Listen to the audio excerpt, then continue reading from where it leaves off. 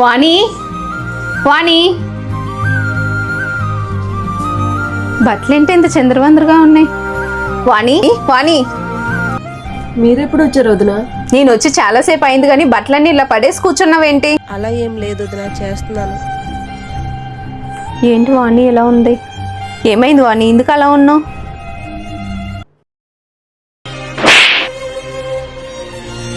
రాత్రి అంత పెద్ద గొడవ జరిగిందా?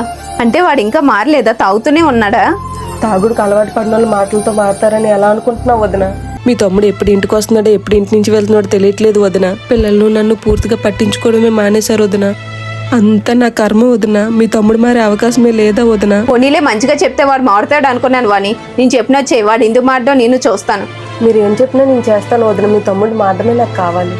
శ్రీ గురూజీ లక్ష్మీపతి గారు వాణి ఇలానే తాగుడు బానిసే ఇంట్లో పట్టించుకోకుండా బాధపడిన వాళ్ళందరికీ మంచి పరిష్కారం చెప్తారు. అవునా, నేను వెంటనే వెళ్ళి అతన్ని కలిసి పరిష్కారం తెలుసుకుంటాను వదిన.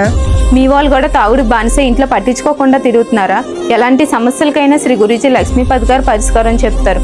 అలానే పిల్లలు పెద్దల మాట వినకపోవడం, భార్యాభర్తల మధ్య తరచుగా గొడవలు రావడం, అత్త కోడల మధ్య సఖ్యత లేకపోవడం, ధన ఆస్తి నష్టాలు జరగడం, ఇలాంటి మరెన్నో సమస్యలు పరిష్కారం కావాలనుకుంటే శ్రీ గురూజీ లక్ష్మీపతి గారిని సంప్రదించండి.